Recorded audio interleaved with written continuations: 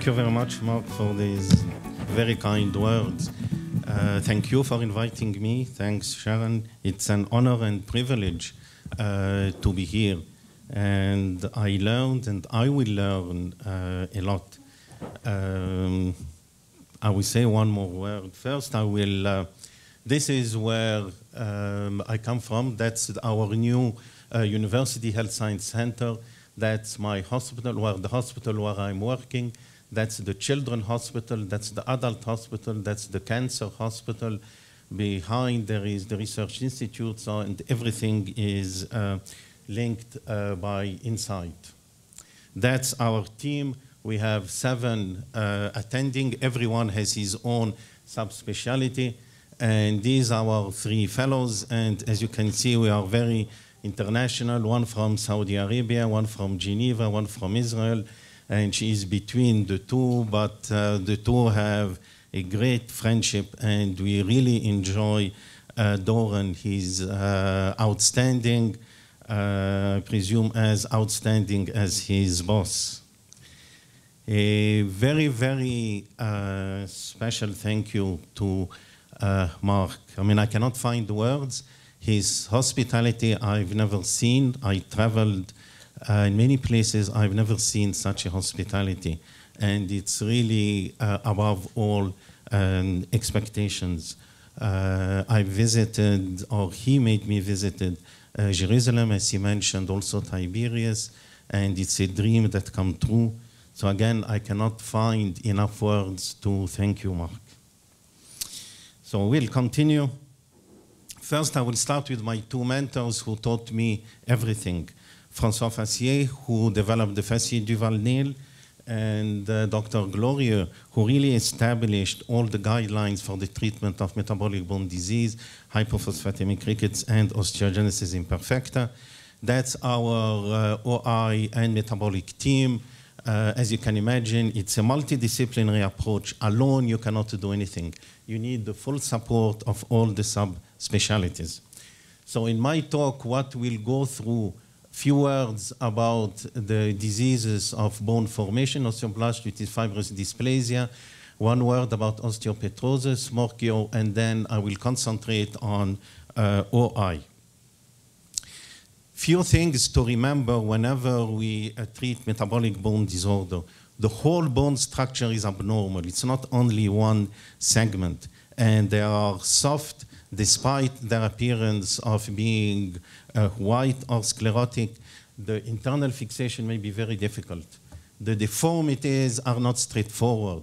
They are all multiplanar, multi-apical, multi-segmental, often bilateral, and most importantly, there is a high recurrence rate, as if the cells in these children are programmed to grow abnormally.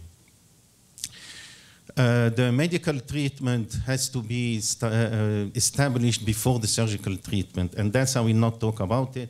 What we'll really concentrate is what are the options we have in this condition.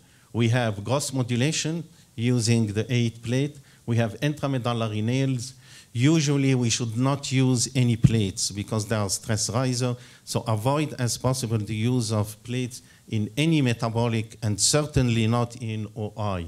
External fixator should be really your last option. Simply the bones are too fragile. 1 word from John Herzenberg, all of whom you know very well. And he is the one who said many years ago, the best osteotomy really is no osteotomy. And that's the principle of the gross modulation, which has a big place. So we'll start with fibrous dysplasia, and we'll start with this example. 1 example of a lesion, a monostotic lesion, how to fix it. Then we'll talk, obviously, about the Shepherd-Crook deformity. We'll talk about a 1-stage correction, and when do you do a 2-stage correction? The next is, can you lengthen through fibrous lesion? Can you correct deformity through the fibrous lesion? And the last case, which I saw a few weeks ago, and you will see how severe it is. The principles, it's again, stabilize with intramedullary device, avoid plates. Don't forget that fibrous dysplasia, they bleed like hell during the surgery. So avoid big and time surgery, like 5-6 hours. I think you should forget about it. It's better to stage the surgery than embark on excessive bleeding. There is a delay in healing. They don't heal normally. Realign the fracture, don't leave it, because the remodeling in fibrous dysplasia is very poor. It's unlike normal bone. There is almost no remodeling. The bone grafts resorb, all of them, including the cortical bone graft that used to be said, okay, if you're going to fill lesion, put a cortical bone graft. They also resorb, so don't rely on bone graft. And fibrous dysplasia bone remains fibrous dysplasia bone. After fracture, after internal fixation, you curettage your bone graft, still it will be fibrous dysplasia bone. Medically, there is no cure. Biphosphonate and denosumab, which is an anti-rank ligand medication, sometimes they work specifically in relief of the pain. So the first type, the monostatic lesion. We have here a 12-year-old, and you can see she presented with pain, and she has a mid-diaphyseal lesion with all the typical findings. She has ground glass appearance, slightly expansile, thinning, no periosteal reaction, a typical lesion of fibrous dysplasia. That's an MRI showing again the lesion here. The plan was to do an open biopsy, and the standard treatment is an intramedullary nail. Avoid the use of plates. Even if there are publication and reports on plates, the golden treatment is an intramedullary nail, and that was done. The only thing that was not done here is that you should always protect the femoral neck, so it should be a cephalomedullary nail. The most important thing is that that's 6 years afterwards, the fibrous dysplasia lesion persists. And that's what we said, fibrous dysplasia bone remains fibrous dysplasia bone. But the standard treatment is an IM nail. Second thing that comes often, the Shepherd-Crook deformity. It was called Shepherd-Crook, obviously, because of that person. So there are two treatments. If the neck shaft angle is anywhere between 100 or 90 and 130, you can go with one-stage correction, which is a valgus osteotomy.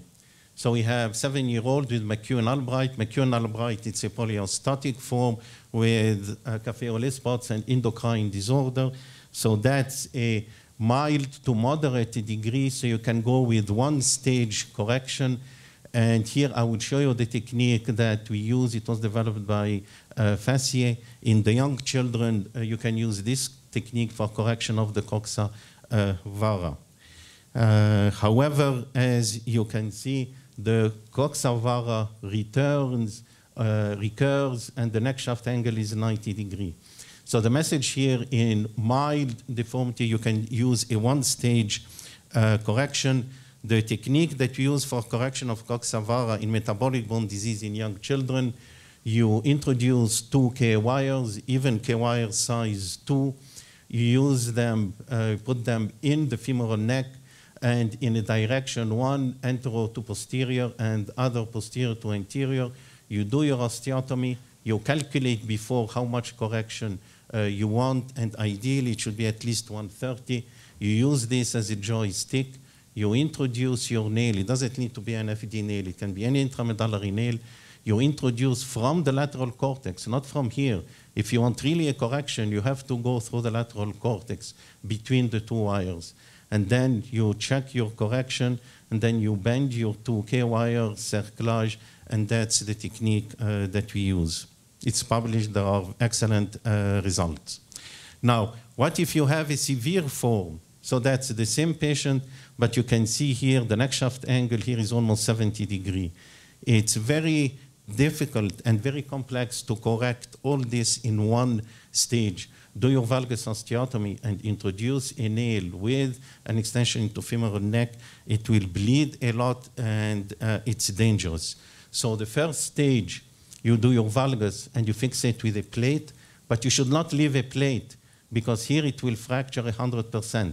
So after 2 or 3 months, you change it into a capillary nail with an extension into the femoral neck, and that's the second stage. And that's what we are doing at home. It's very well described, the technique published in the GBGS and in this review. It is the standard treatment now for severe Shepherd-Crook deformity. In the tibia lesion, the same thing. You use an intramedullary nail, never plates. The same thing here in the humerus, the use of the FD rod, that's a common complication. The male part migrates. It's exchanged with a solid nail here. Deformity correction and lengthening through a fibrous lesion, very, very controversial. There is a malignant transformation that can happen in 1%. The recommendation is don't go through a fibrous lesion and try to do lengthening. However, we have done it, and it has been reported before. That's an example here that there is a fibrous dysplasia of the fibula, a very short fibula, a valgus angulation of the distal tibia. So first, I lengthened the fibula through the fibrous lesion and then corrected the valgus deformity, and that's the end result. However, as you can see, the fibrous lesion, the pathology persists there. The recommendation, however, is not to do this. There is a fear of malignant transformation of the lesion. That's the extreme, the most extreme that I have seen. It's a 6-year-old that presented only a month ago, McHugh and Albright, with these deformities, these fractures, and still I haven't decided what to do. Probably it will be a sort of a humeral nail or a gap nail that you have to put in. It has to be a nail, and it cannot be simply a cortical bone graft. But you can imagine how much bleeding she will have, this person. So that's for the fibrous dysplasia. One word about the mucopolysaccharidosis, especially the Morquio, because we have quite a bit of patients with Morquio disease. 3 conditions or 3 areas that should be covered. The first thing, the C1, C2 instability, and all skeletal dysplasia, all Morquio should be considered to have a C1, C2 instability, especially odontoid hypoplasia, and that should be dealt with the first thing. The second thing, it's the hip pathology. It is a spondyloepiphyseal dysplasia. Therefore, the epiphyses of the upper femur are affected, severely distorted acetabulum, and we are going to see the standard treatment, what it is. The third condition, it's a bilateral geno-valgum.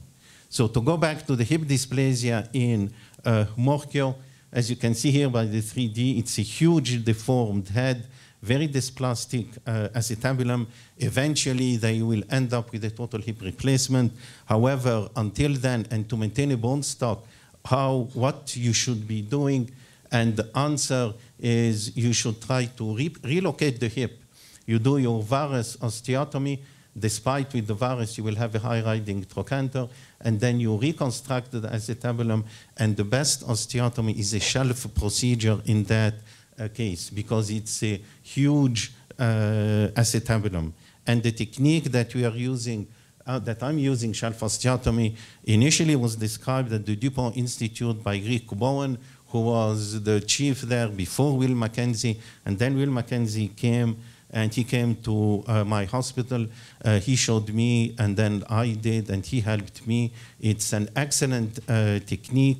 So in few words, you take a bone graft from the inner table of the iliac crest, and you prepare the bed here just above the acetabulum. You put your bone graft there, and you decorticate here, put lots of bone graft. You hold all this with the rectus, the straight head, the reflected head of the rectus femoris that you split so that it doesn't move. You suture this part of the bone to the capsule so that it doesn't get resorbed. And you have an excellent result. And that holds the femoral head. It prevents further migration. Not only it holds the head, but it reduces also the subluxation. So you can see here the Shenton's line is straight. It's an excellent osteotomy. We use it not only in Morquio, I use it all the time for cases of Percy's disease. The genovalgum in Morquio, first thing to try is a 8-plate. However, if it's very severe, it will not work. In that case, if it doesn't work, by the way, that we stopped doing it, like just removing one screw. Mark Eidelman, in his paper, he said, never do this again because there is a bridge here and the deformity can continue to occur. So we put your TSF, you correct your deformity, but I would still recommend try first the gross modulation with A plates. You lose nothing. We continue now, just one word about the sclerosing bone dysplasia, the osteopetrosis. It's horrible disease. There are autosomal dominant and recessive. One of the problems is that there is no medullary cavity.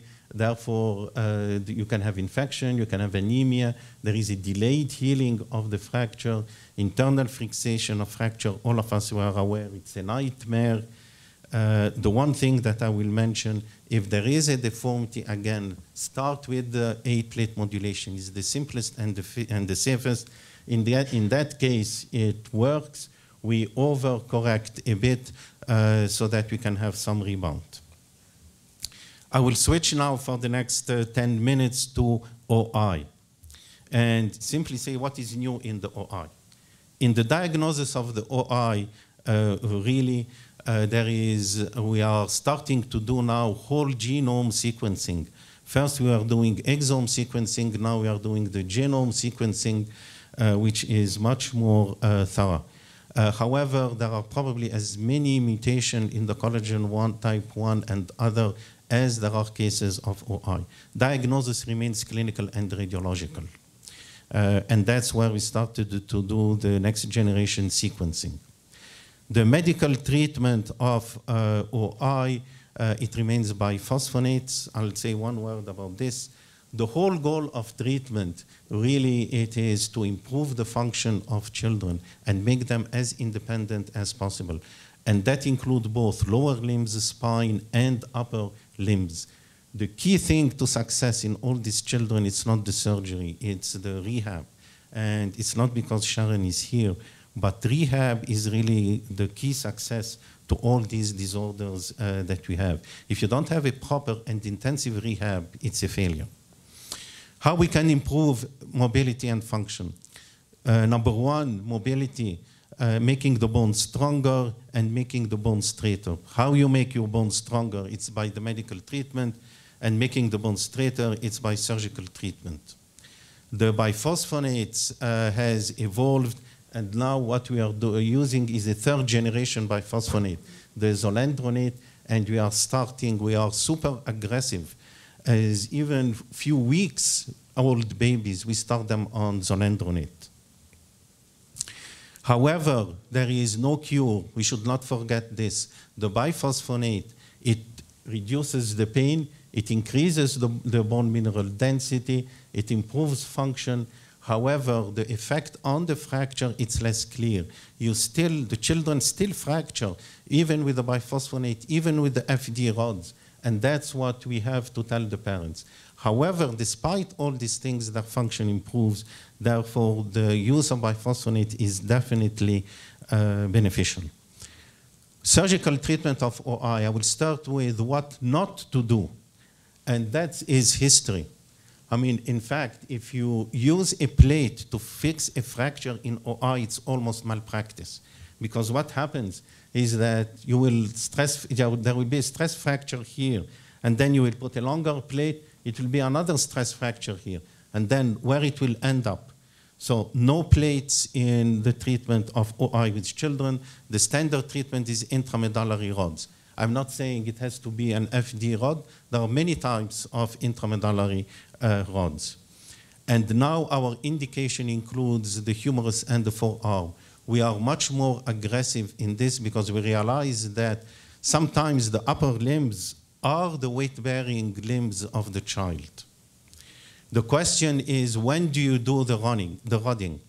As soon as the child pulls up to stand, and that's usually around the age of 18 months to 19 months. And again, we are aggressive, but I'm not considering this aggressive. Or if the child has repeated fracture or severe deformity that will impair his function. However, we have a child like this, she was 18 months, not pulling to stand, and very osteoporotic bone like this. that's not an indication for rodding. Wait until she starts to pull to stand and then rod the femur and the tibia despite the severe deformity. Once the child pulls to stand, then you do the early rodding. What rods do you use? It's besides the point. You can use anything you want. Ideally, it should be the elongating rods. However, if the canal is too small, because the smallest FD is 3.2, and sometimes in these cases, there is no medullary canal. So you can put here like a simple K-wire or rush rod later on to be changed. It doesn't matter. But at least this will allow the children to stand and to function. All these are types of rods that you can use. And in fact, if you go around the world, most of them are using elastic rods. You can put one from above, one on below, and they elongate. The telescoping rod are the ideal one. The Sheffield one, it's history now. No one is using them, even in England, in most places. The Cho rods, it's the one used in Korea, South Korea. It's a modification of the fasciae duval. What I'll be talking is the fasciae duval because that's the one that we are using in our hospital. And the key thing here, that's in the femur. The female is screwed in the greater trochanter, and the male is screwed in the distal physis, both the femur and the tibia. It's a relatively easy technique once you do a few of them. There are two new nails that have been introduced in the treatment of OI and metabolic. One we call the slim nail, and it starts from 2 millimeters to 6.4. The 2 is not cannulated. What it is, it's only the female part. There is no male part. So the advantage is that you have screws here that you can screw in the physis, but it's only a male part. So it's a K-wire that has a very good anchoring proximally. And then there is the gap nail, which is a solid nail. And why it's called the gap, because apart from Galban, the one who invented it, simply because it goes from 4.8 to 8, and that bridges the gap between the diameter of the fasciae duval and the smallest solid adult nail, which at least in Canada, it's 8.2. I don't know here how much it is. So what do we do if we cannot use the 8.2? We can use this type of nail. Try to do percutaneous as much as possible. The shish kebab technique is history. It's too much removal and destroying of the periosteum. So I'll go quickly in the last 5 minutes, the indications for rodding. That's a severe deformity. The most important thing here to consider is that you have to resect bone. If you don't resect bone, you can cause neurovascular damage and it will never reduce. So you have to calculate how much bone resection that you have to do before getting the bones completely straight. Can you do the 4 limbs in the same session? I tried. However, it was one of my fellows. He told me once I reached the 3rd one, he said, do you know that if you go beyond 3 or 4, then you start accepting things that normally you would not have accepted. And he is right. So the recommendation, and it was the recommendation of FASI also, do one side, femur tibia, 2 weeks later, do the other side. And don't think we are a cowboy and that we can do the 4 limbs in one setting. Antegrade or retrograde technique, I prefer the retrograde technique because it allows you much more flexibility. Even if there is no canal, it's easier to develop a canal retrograde than antegrade. Sometimes there is no canal, and the bone that's on the lateral view, on the frontal view, it's very, very thin.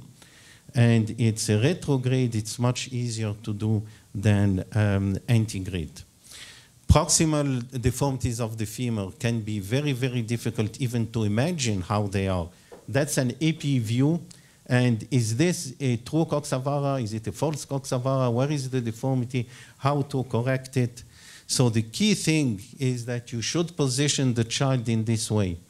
Almost all proximal femoral deformity in OI are inflection and retroversion. And if you don't extend the hip, you will never be able to do a correct correction of the deformity. And once you put the hip in that position, then you can view where is the real deformity. So that's something that you can correct easy or relatively easily. Something like this, you don't know where you are. So that's the position to position the patient, and then you do your osteotomy and your fixation. I always use now 3D printing of the very severe deformity, whether in OI, whether in cavus feet, as you are going to see. We have 2 machines. It's wonderful to have a 3D printing of your bone deformity. I was told that you have it, or Mark has it, said it changes, it reduces the OR time by almost half. The fractures, if you are lucky, or if the child is lucky, you can reduce the fracture closed, and that in that case, yes, you can do an antegrade insertion of your nail without opening the fracture hematoma. However, very often it's not the case. In some case, and that's just a trick, if you have a fracture and a deformity, always go antegrade, because the last thing that you want is to do an osteotomy here and then to have a floating third segment that will be a nightmare to fix. So always have or try to have 2 segments that you work with. So if you have a fracture and a deformity, my recommendation is go retrograde and not antegrade. Fracture neck femur. Many patients have very severe protrusion. Like this thing here is not unique. We have many patients with type 3 OI where essentially the hip is in the pelvis and they are prone to fracture neck. They have very limited abduction. They need a lot of counseling. If it happens, what we do so that we have minimal manipulation, you introduce your guide wire here inside, your 2 guide wire, and then you introduce your cannulated screw. Don't remove the K-wire, but use them, you bend them, and then you do your cerclage wire. So it's the guide wire and the cannulated screw, and you have a fixation as if you have done a Coxa-Vara. It works beautifully. It has never been reported. That's one of my colleagues. In fact, it's Neil Saran who did the first case, and now we are doing this all the time. Surgery, we mentioned, do 1 side at a time. That will be your AP, and that's your lateral. Don't try to get a lateral the other way. That's how we get an easy lateral while you are fixing an OI. 6 weeks after rodding, we start the mobilization. We are very aggressive with humerus. Now we do it retrograde, not anti-grade. And I think I will finish revision rodding. What do you do in cases like this? 2 philosophies in revision rodding. Number 1, be systematic and revise whenever you have any complication. The second philosophy is wait until the patient presents with significant clinical problem. What I do is this one. Be very aggressive. If you wait until something happens, it makes the surgery a nightmare. So I always, whenever there is a problem, even radiological, it's easier to treat it. And these are, all complication can happen. And we just reviewed minimal 10-year follow-up complication rate was 63%. So there are complications with the rods. However, the price, the good price to pay is that the children are much more functional. Thank you.